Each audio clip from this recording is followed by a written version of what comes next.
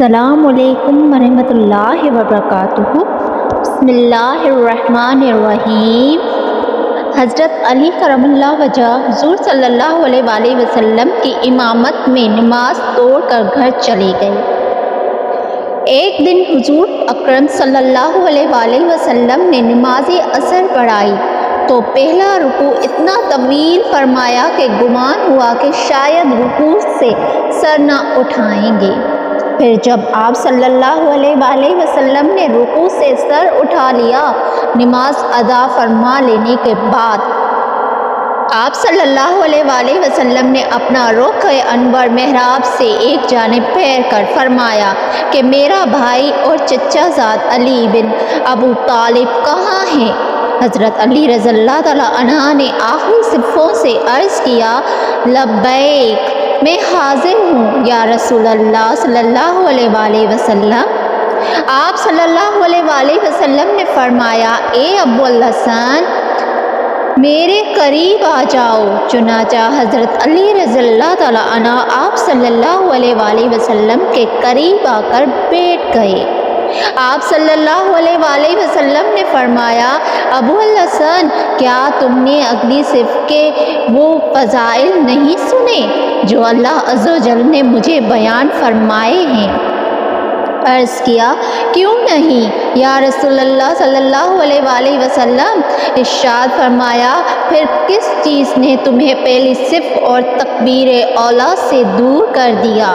کیا حسن اور حسین رضی اللہ تعالیٰ عنہ کی محبت نے تمہیں مشغول کر دیا تھا؟ عرض کیا کہ محبت اللہ تعالیٰ کی محبت میں کیسے رکاوٹ ڈال سکتی ہے؟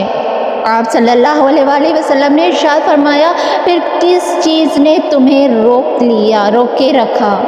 عرض کیا کہ جب حضرت بلال رضی اللہ تعالیٰ عنہ نے اذان دی تھی، میں اس وقت مسجد ہی میں تھا اور 2 رکعتیں ادا کی تھی۔ پھر جب حضرت بلال رضی اللہ تعالیٰ عنہ نے اقامت کہی تو میں آپ صلی اللہ علیہ وآلہ وسلم کے ساتھ تکبیر اولیٰ میں شامل ہوا۔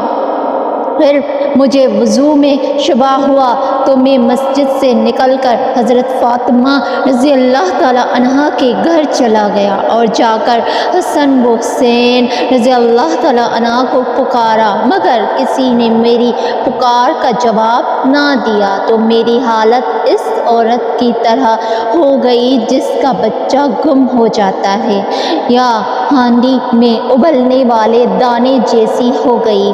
میں پانی تلاش کر رہا تھا کہ مجھے اپنے دائیں جانب ایک آواز سنائی دی اور سبز رومال سے ڈھکا ہوا سونے کا پیالہ میرے سامنے آ گیا۔ میں نے رومال ہٹایا تو اس میں دودھ سے زیادہ سفید، شہد سے زیادہ میٹھا اور مکھن سے زیادہ نرم پانی موجود تھا۔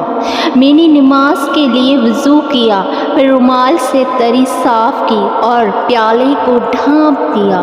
پھر میں نے پیچھے مڑ کر دیکھا تو مجھے کوئی نظر نہ آیا، نہ ہی مجھے یہ معلوم ہو سکا کہ پیالہ کس نے رکھا اور کس نے اٹھایا۔